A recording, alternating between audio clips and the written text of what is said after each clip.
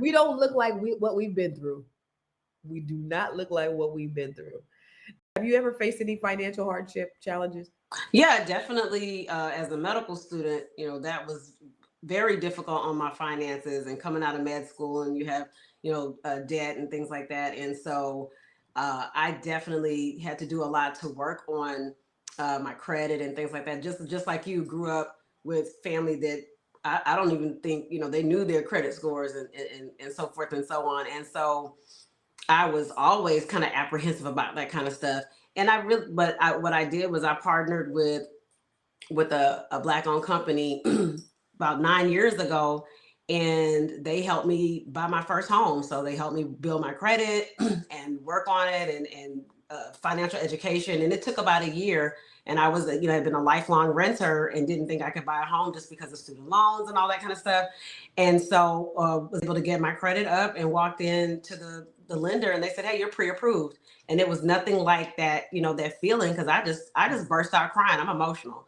And to be able to walk in after having worked really hard and be able to buy my first home, that was like in 2020. So it was great to be able to go through that process and rebuild my credit and work on my financial health. Can I keep it real with y'all? So last week, just last week, just last week, Just last week. disaster struck for me. And I'm fighting it right now. The last show I was on, what was that, last Wednesday, Tuesday, Thursday? I don't know. I came on there, I was looking like I wanted to throw up. Right before I got online, I got a thing on my all my credit agencies saying that there was something going on with my credit. I looked at it, and it's I was 4 months, no, 180 days behind on a student loan. What student loan?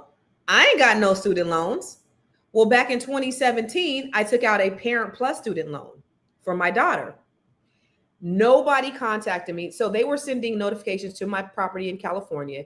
They were not calling my phone, nothing. They never sent me an email. They never even reported nothing on my credit. Wow. They didn't report 30 days.